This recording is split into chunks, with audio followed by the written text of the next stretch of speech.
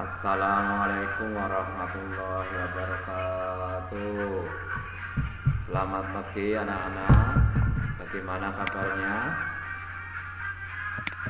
Pada kesempatan kali ini Pak Guru akan menyampaikan materi masa pengenalan lingkungan sekolah.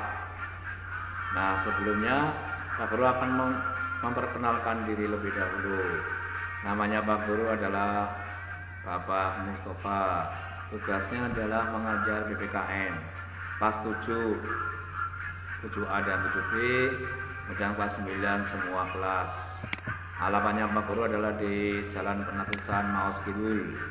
Silakan anak-anak bisa melihat selengkapnya di tayangan tersebut.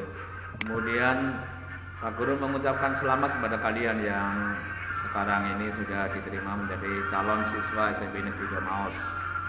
Oleh karena itu, simak baik-baik materi yang akan kalian pelajari atau pahami pada pagi hari ini, yaitu tentang tata tertib dan riwet siswa SMP Negeri 2 Maos tahun pelajaran 2020-2021.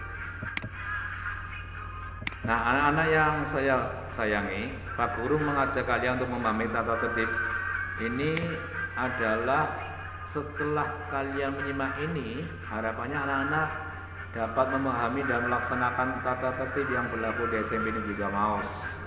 Sehingga nanti kalau sudah benar-benar masuk akan terwujud kehidupan bersama di sekolah yang aman, tertib dan tenteram serta menyenangkan dalam menuntut ilmu di SMP Negeri 2 Maos. Sudah siap-siap anak-anak? Kalau sudah, kita akan mulai dari pengertian tata tertib sekolah. Menurut Depdikbud, tata tertib sekolah adalah aturan atau peraturan yang baik dan merupakan hasil pelaksanaan yang konsisten dari peraturan yang ada. Sedangkan menurut Mulyono, tata tertib adalah kumpulan aturan-aturan yang dibuat secara tertulis dan mengikat anggota masyarakat. Aturan-aturan ketertiban dalam keteraturan terhadap tata tertib sekolah meliputi kewajiban, keharusan, dan larangan-larangan. Kemudian menurut tim dosen jurusan Administrasi Pendidikan FIP IKIP Malang mengatakan bahwa tata tertib sekolah adalah kesediaan mematuhi ketentuan berupa peraturan-peraturan tentang kehidupan sekolah sehari-hari. Tata tertib sekolah disusun secara operasional guna mengatur tingkah laku dan sikap hidup siswa, guru, dan karyawan administrasi. Kemudian secara umum bisa dikatakan bahwa tata tertib sekolah adalah ikatan atau aturan yang harus dipatuhi setiap warga sekolah tempat berlangsungnya proses belajar mengajar. Pelaksanaan tata tertib sekolah akan dapat berjalan dengan baik jika guru, aparat sekolah, dan siswa telah saling mendukung terhadap tata tertib sekolah itu sendiri. Kurangnya dukungan dari siswa akan mengakibatkan kurang berartinya tata tertib sekolah yang diterapkan di sekolah. Dan tujuan tata tertib siswa. Secara umum bisa dikatakan bahwa tujuan utama tata tertib sekolah adalah agar semua warga sekolah mengetahui apa tugas, hak, dan kewajibannya, serta melaksanakan dengan baik sehingga segala perilaku dan tindakan tidak boleh merugikan, mengganggu, atau bahkan melanggar peraturan yang ada. Sedangkan secara khusus, tata tertib itu punya tujuan yang pertama agar tercipta keamanan, ketentraman dalam lingkungan sekolah. Yang kedua, agar siswa mengetahui tanggung jawab, hak, dan kewajibannya. Yang ketiga, agar siswa mengetahui hal-hal yang diperbolehkan dan tidak boleh dilakukan selama sekolah di SMP Negeri 2 Maos. Kemudian kita akan membahas selanjutnya tata tertib yang berlaku di sekolah kita, yaitu SMP Negeri 2 Maos. Tata tertib ini diberi nama Peraturan Tata Tertib dan Riwet Siswa SMP Negeri 2 Maos tahun pelajaran 2020-2021. Dasar pertimbangannya adalah Yang pertama Permendikbud nomor 82 tentang pencegahan penanggulangan tindakan kekerasan di lingkungan satuan pendidikan. Yang kedua Permendikbud nomor 18 tahun 2016 tentang pengenalan lingkungan sekolah. Yang ketiga Permendikbud nomor 23 tahun 2015 tentang penembuhan budi pekerti. Yang keempat Permendikbud nomor 64 tahun 2015 tentang kawasan tanpa rokok di lingkungan sekolah. Yang kelima keputusan Mendikbud nomor 0461/U/1984 tentang pembinaan kesiswaan. Yang keenam keputusan Dirjen Dikdasmen Depdikbud nomor 226/C/Kop/O/1992 tentang pembinaan kesiswaan. Yang ketujuh demi ketertiban dan kelancaran proses kegiatan belajar mengajar. Yang kedelapan demi peningkatan karakter siswa. Yang kesembilan demi tercapainya peningkatan kualitas pendidikan dan pengajaran. Yang ke-10 demi ketertiban dan kelancaran administrasi sekolah. Nah, berdasarkan pertimbangan-pertimbangan tadi, maka perlu adanya peraturan tata tertib sebagai berikut. Yang pertama, wajib mentaati dan melaksanakan peraturan yang ditetapkan sekolah. Yang kedua, wajib menjaga nama baik sekolah baik di dalam maupun di luar sekolah. Dan yang ketiga, wajib bersikap bertingkah laku yang baik serta menghindari perbuatan-perbuatan perkataan yang melanggar norma hukum, agama, susila serta norma sopan santun. Selanjutnya, tata tertib sekolah itu meliputi yang pertama adalah hal-hal yang tidak boleh dilakukan atau yang sering dikenal dengan nama larangan. Larangan yang pertama adalah bagi siswa putra. Siswa putra itu dilarang berambut panjang. Bagian depan menutupi alis, sampingnya menyentuh daun telinga, dan belakangnya menyentuh kerah baju. Kemudian mewarnai rambut, selain warna hitam, model rambut mohawk atau model rambut sedet. Kemudian larangan yang kedua memakai gelang, kalung, cincin, dan anting-anting. Larangan yang ketiga mengecat dan memanjangkan kuku. Kemudian bagi siswa putri, larangannya adalah mengenakan rok mini atau yang ketat atau celana pendek tidak sesuai dengan model seragam sekolah, mewarnai rambut, kuku, dan berdandan berlebihan, memakai perhiasan berlebihan. Kemudian kita lanjutkan dengan larangan yang berikutnya, yaitu yang ketiga, larangan memakai sabuk yang bukan sabuk seragam sekolah. Kemudian larangan yang berikutnya mencoret-coret seragam sekolah atau seragam olahraga. Larangan yang berikutnya membawa dan atau mengkonsumsi rokok, miras, narkoba. Larangan yang keenam menindik dan menato anggota badan. Larangan yang ketujuh menggunakan sepatu sandal atau sandal ketika datang ke sekolah. Larangan yang kedelapan merusak dan mencoret-coret sarana prasarana sekolah atau yang sering dikenal dengan vandalisme. Larangan yang 9 membawa sepeda motor ke sekolah, baik dititipkan maupun tidak. Membawa HP, laptop, kamera atau sejenisnya ke sekolah, kecuali nanti ada tugas khusus dari sekolah.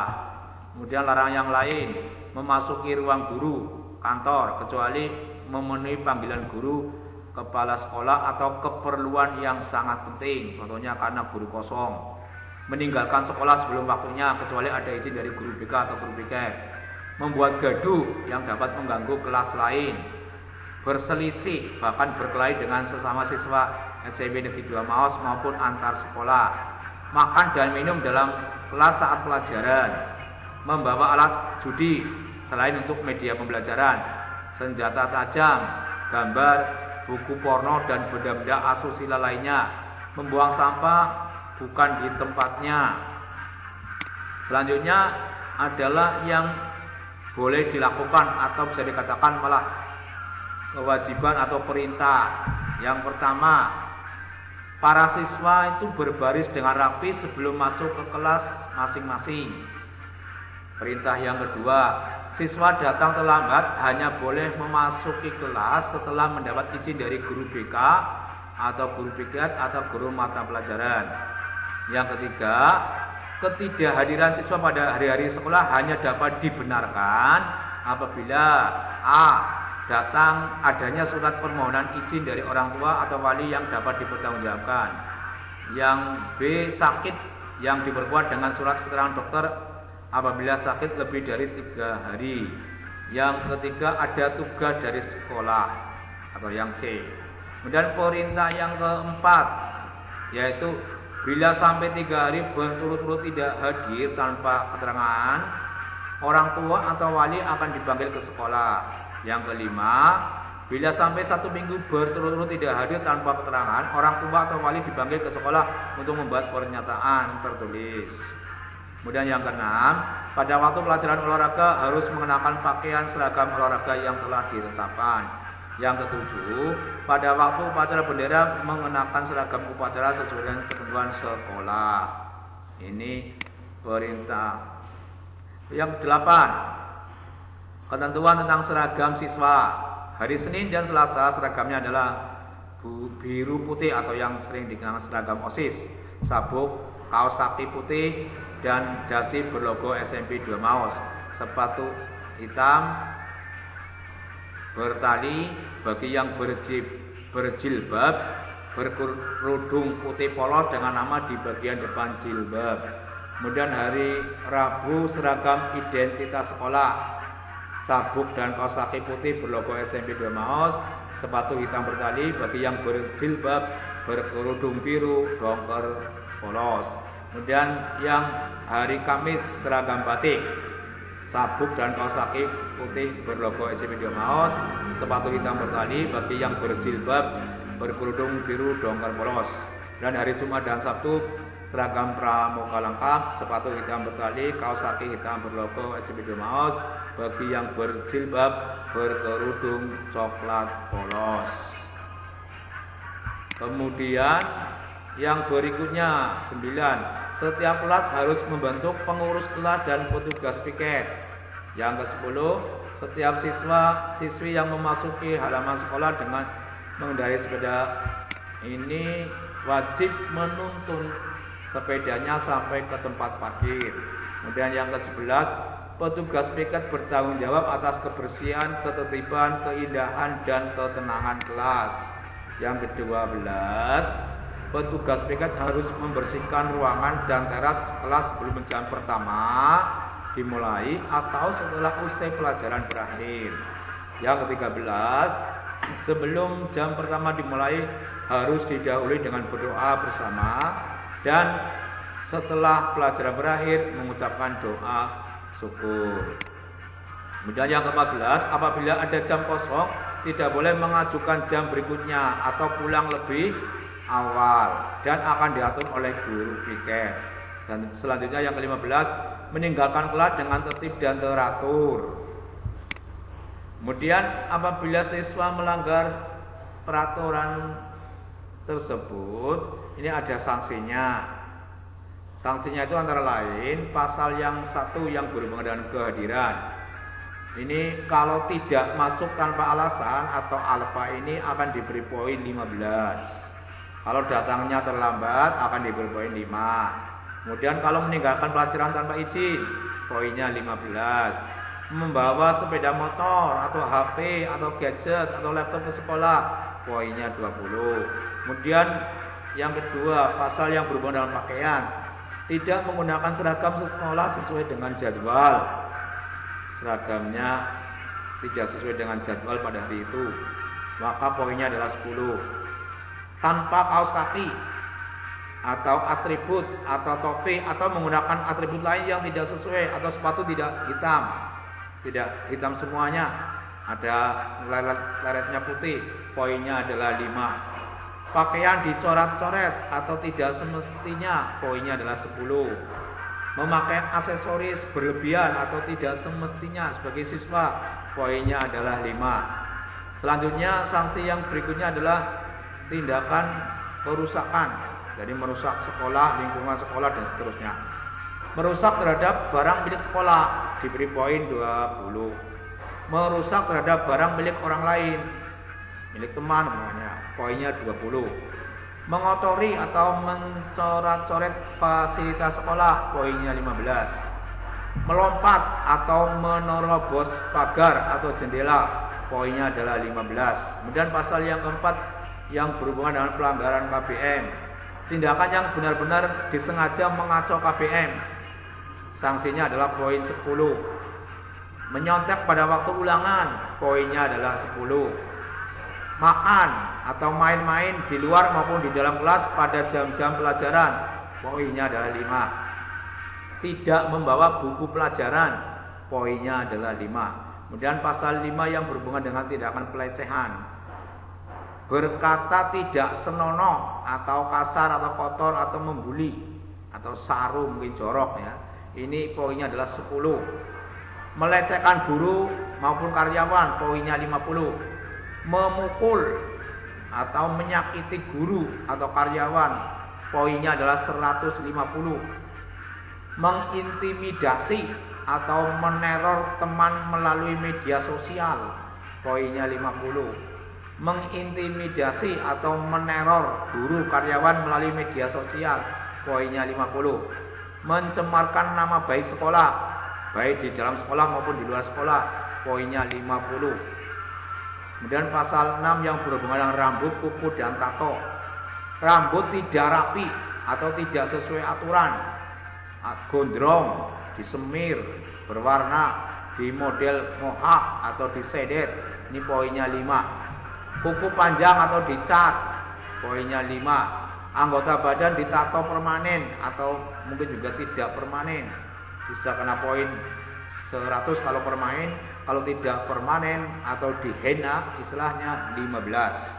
Kemudian pasal 7 yang berhubungan dengan rokok dan judi, membawa rokok atau kartu judi ke sekolah, 30. Merokok atau bermain judi, poinnya 50. Kemudian pasal 8 yang berhubungan dengan minuman keras, membawa minuman keras, poinnya 110.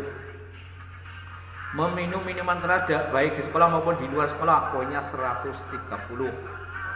Kemudian pasal 9 obat terlarang dan narkoba.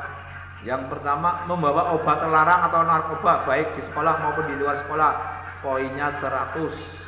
Menggunakan obat terlarang atau narkoba, poinnya 150. Mengedarkan obat terlarang atau narkoba, poinnya 150. Kemudian pasal 10 yang berhubungan dengan perkelahian. Pelaku atau biang keladi perkelahian, poinnya 50. Terlibat secara langsung atau tidak langsung perkelahian, poinnya 50. Menganiaya teman atau guru secara fisik atau membuli, 50. Kemudian pasal 11 kriminalitas. Menyalahgunakan uang sekolah atau uang kas kelas, poinnya 50. Mencuri atau menipu, poinnya 75. Memalah, poinnya 50. Tindakan lainnya yang berurusan dengan kepolisian, artinya sampai dilaporkan ke polisi, poinnya 150. Dan pasal 12 senjata tajam. Membawa senjata tajam tidak semestinya, poinnya 50. Menggunakan senjata tajam tidak semestinya untuk mencelakakan, poinnya 120. Kemudian yang pasal 13 berhubungan dengan benda-benda meledak. Membawa benda-benda meledak yang tidak semestinya, contoh mercon, poinnya 50. Membunyikan benda-benda meledak, poinnya 160. Kemudian pasal 15 berhubungan dengan pornografi.